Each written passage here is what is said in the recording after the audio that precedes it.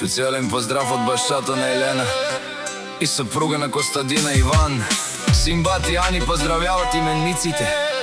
Да са живи и здрави, много щастие, любов, късмет и весели мигове.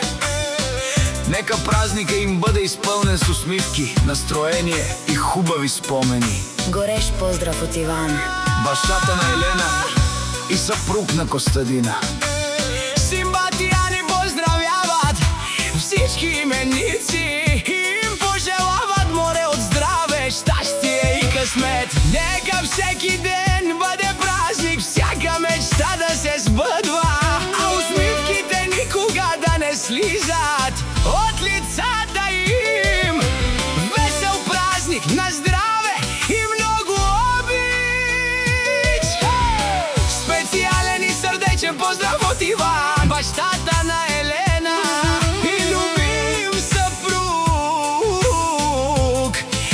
на Костадина. С много настроение Симбат и Ани поздравяват всички именници и им пожелават преди всичко здраве, защото то е най-голямото богатство. Нека дните им бъдат изпълнени с радост, топлина и истински хора до себе си. Нека всяка мечта намира път към реалността.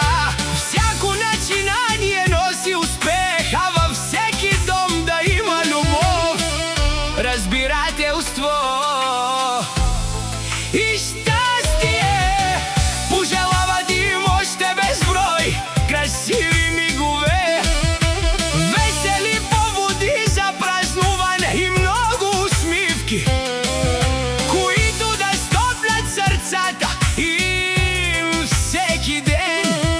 Нека късметът винаги върви редом с тях, а живота да им поднася само хубави изненади. Честит празник на всички именици, да сте живи, здрави, обичани и благословени.